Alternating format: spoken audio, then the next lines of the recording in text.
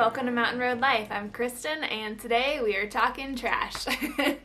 Alright, so it's no surprise that our consumerism culture creates tons and tons and tons of trash every day, every week, every month, etc., etc. It is tragic, it's devastating, it's horrible, but we are not going to dwell on the negatives today. Instead, we are going to be talking about 5 different steps we can take to minimize the waste that we produce on a daily basis, as well as setting up a system at home that will help to just reduce the amount of waste that we are throwing back into landfills.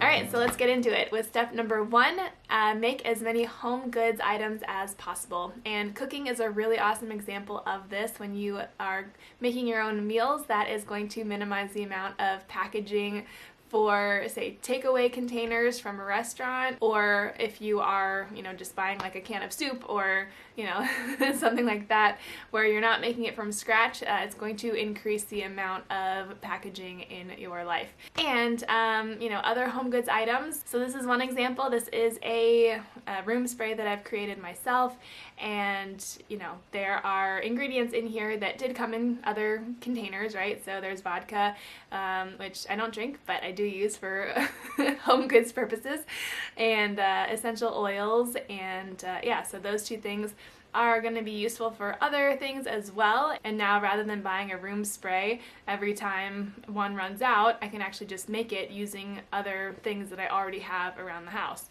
Same thing goes for my homemade deodorant.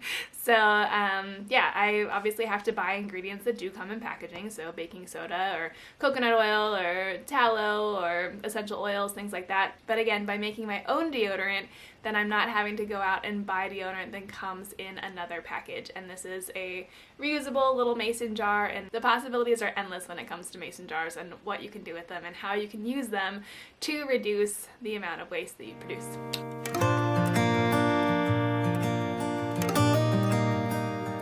Alright, step number 2 is to avoid purchasing products that come in packaging that cannot be recycled, composted, or reused in some way. So if you are not used to thinking about your purchasing in that way, it can all of a sudden be incredibly overwhelming. So take it a step at a time and take one item that you buy on a regular basis, take a look at it, take a look at the packaging, and see, is this recyclable, compostable, or reusable? We're going to talk in the next step about identifying those things. But yeah, you got to ask yourself, is this product something that is producing waste that I cannot actually do anything else with other than send to the landfill? If there aren't any other options available to you for that same product for where you live and what's accessible, contact the company and let them know that you do not want to be buying a product that is coming in a package that cannot be composted, recycled, or reused. And so just to give you an example, okay, so my favorite clothing company is Pact. I'm wearing their t-shirt now. I think they're amazing. I love, if I could own one of everything from their store in the women's section, I would. But their packaging has not always been very environmentally friendly. And they're a company that is actually really passionate about, sustainable issues and being fair trade. So to give you an example, this is their packaging for lounge pants, and you can see that it's coming in a package that is mostly cardboard, which you can recycle the cardboard or even compost it, but then there is this little plastic film here which you can't really do anything else with other than just to throw it in the trash. I contacted Pact, and fortunately it's a company, again, that really cares about these values of being eco-friendly. And so they wrote back and they said, yeah, we are actually planning on switching over to a biodegradable bag in the coming months. So they really appreciated my suggestion, and it's something that they're already working on. So that's great. But you're not always going to get that fortunate with the responses that you get. There could be companies that are just, concerned only with the bottom line and are not going to make those changes. So in that case, you just have to make that consumer choice and decide what is more important to you. Do you really need that product, or can you live without it?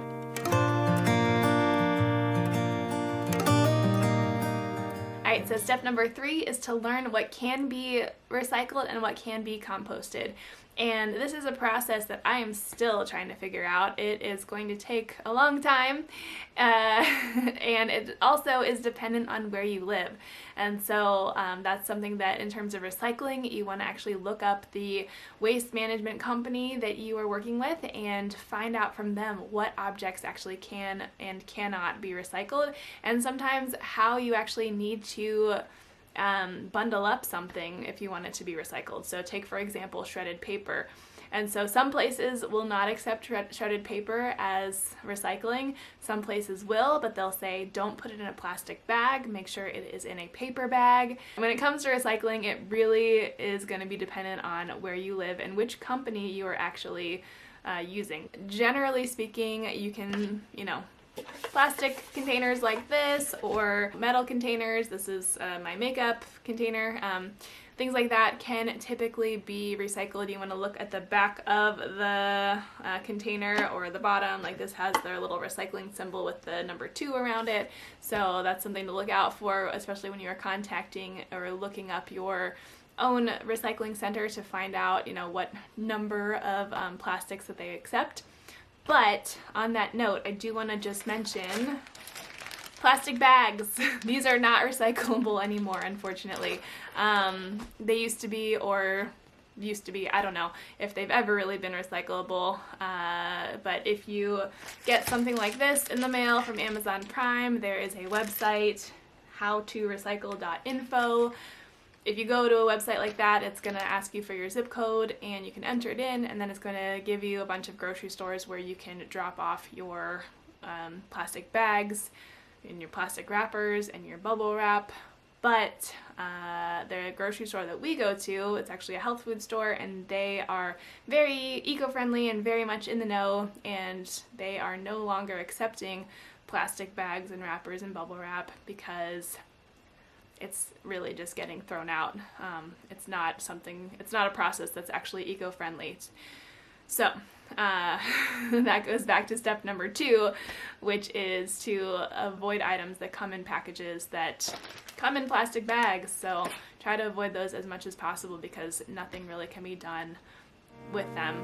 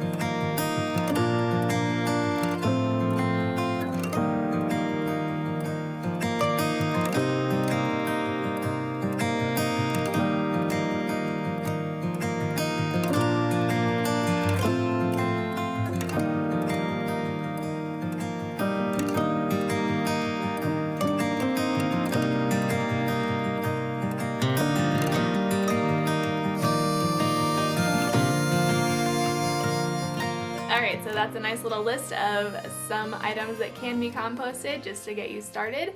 But 2 side notes. Number 1 is to make sure that any of those items that are going into your compost have not been treated with chemicals first.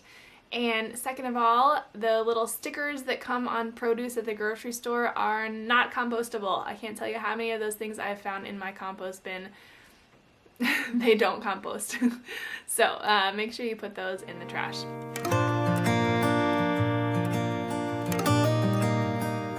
Alright, so that leads us to step number 4, which is the main reason why I wanted to create this blog post, is to create a system that is going to work for you and your family for how to dispose of your waste in the proper containers for compost, recycling, and trash. So, this is really going to depend on your household, and so I'm going to be basing this on the idea that you live in a 1-bedroom apartment or a tiny house or, a smaller space, and then you can take the system and then just upscale it. And so if you live on, if you have 3 stories in your house, then maybe you have this system for each story of your house, or maybe you even want it for several different rooms on each story. So it really is up to you for how you want to use this system in your own house, but here we go. Alright, so you're going to want 3 containers, and so you can either go my route, where you just, the cheap route, where you just take whatever you have around the house that is going to work, or you can go, for a little bit more of a pricey option and invest in some kind of a trash bin that has 3 separate containers, and so you can use that kind of thing if you want to separate out your recycling, compost, and your trash. So I've got this one here, which is just a generic trash can, and I'm going to use this one for my trash. And coming back to the idea of reusing plastic bags, I really like to reuse plastic grocery bags for these little bins like this, so that the bin doesn't get totally gross with trash. Alright, so I've got my trash can. Anything going in here is going to go into the landfill. And then for recycling, you can just take a cardboard box. Maybe you want to label on it and say recycling, or you just have the system set up that you know that the cardboard box is going to be used for recycling. It's up to you. And then the third container you're going to need is going to be for your non-perishable compost and things that are coming from your bathroom or from your office or elsewhere can all go into your composting container. So I like to just use a paper grocery bag. I get these from the grocery store on the days that I forget to bring my grocery bag, or maybe I don't have enough. My reusable grocery bags. But this works really well for used tissues or those cotton swabs and things like that. And you might just want to again label on there that this is for your compost if you have other members in your family that are not sure, that need some clarification. And you might also just want to make a list for each of your bins. Maybe you stick it on with some masking tape or something that is just going to remind you of which items you are often composting and which ones are recycling and which ones are trash, if you need a little extra help to remember, again, because this is supposed to be a system that is just working fluently and you don't have to go and look it up every time to see, hang on, can I compost this? I can't remember. So something to think about. So those 3 containers are going to cover the majority of the household, and then you also are probably going to want to invest in some kind of an airtight compost bin for your kitchen as well, for your kitchen scraps, because those can start to get kind of stinky. So that's something that you can store either under your kitchen sink or maybe out on the back porch, something like that. You want it to be accessible, but you also don't want it to be stinky. So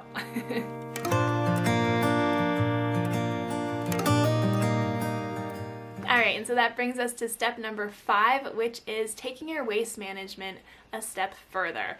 And so with that, I want to point out 2 different things. One covers water and the other one covers how to dispose of meat and other things like that that are not easily compostable or recyclable. And so with water, if you've ever stayed in a motorhome or a recreation vehicle, or those people who are going the way of the tiny houses will be familiar with the idea of gray water and black water. And so gray water is going to be any kind of water that is coming from typically any sinks, kitchen sink, bathroom sink, as well as your shower or bathtub and your laundry machine. So as long as you're not putting any kind of chemicals down any of those drains, then that is going to be your gray water. And if you have some kind of a management system where you can actually collect that water, you can use it for your garden. And then your black water is going to be anything that's coming into contact with your toilet. That water has to be disposed of. In terms of like septic disposal. But there is an alternative to your typical septic toilet system, which is now the composting toilet. And it's a little bit of a different experience, but anybody that I've ever heard review a composting toilet has had good things to say about it. And so the idea is that you are no longer using a toilet that has water, and instead you're collecting those things that go into the toilet, and then you're able to use them in a compost. So without being too graphic, if you want to know more about composting toilets, you can look it up, you can find out more information, but it is a really interesting way to handle that element of waste in your life and using it in a more productive way rather than our toilets, which are using gallons of water over and over again. So something to just consider. And our modern homes are not set up for composting toilets, but if you are remodeling or maybe having your home custom built, it's something that you might want to think about, composting toilets. Who knows? And then the last thing I want to cover is just how to handle meat, fat, and bones from your leftover food. And this one's a really tough one for me because I really value animals and I really value the sacrifice that they make for us, that we're able to eat them, and then that gives us continuing life and the ability to thrive. And so I really want to be able to use the animals from nose to tail, as the saying goes, basically, eating not just the muscle meat that's so popular in our everyday culture, but also using organ meat. You might have seen my beef heart stew recipe that I've created. And of course with bones, you can make a beautiful broth and make just an incredible soup out of that is so nourishing. But once you actually create that broth, there's not really anything else that you can do with those bones aside from, one thing that I've tried is actually burning them with a bonfire, burning the bones and any leftover meat and fat, and it works and it creates this really nice ash that can then go into the compost. But there are two issues with it. One is that it just takes a very long time. You're going to be out there for a couple of hours tending to the fire, and takes a while. And secondly is the fact that it can be kind of stinky. So if you're living in the suburbs, it's not really a great option. You don't want to be upsetting your neighbors with a smelly bonfire next door. But if you're out in the country, then it's certainly something that you could carefully and cautiously consider. But as an alternative, you could look into a biogas digester that can actually handle the leftover meat and fat and bones from your cooking, as well as anything coming from the toilet. And so, as crazy as it might sound, you can actually take all of that leftover stuff and use it to create a fuel for cooking, basically. So I think it's a really interesting concept. Some people might find it kind of gross. I don't know. I haven't used it firsthand, but I think it's something really fascinating to be able to create this like closed loop circle of, productivity for waste. So it's pretty interesting. So I don't know, it's not something that I've had a chance to check out, but if I do, then I will certainly make a video about it and let you know how it goes. And if you have any experience with a biogas digester and you want to let us know about it, please leave a comment below. And that just brings us to the wrap up for this video. I hope you enjoyed learning all about different ways that you can get rid of your waste in a much more efficient way rather than just sending everything off to the landfill. Yes, it does take a lot more effort, but I think we owe it to ourselves and each other and the planet to minimize our waste as much as possible. Well, if you enjoyed this video, please give us a thumbs up, and please be sure to subscribe and check back for more videos on a non-toxic lifestyle along with cooking and gardening. I'm Kristen, and I will see you next time. Thanks!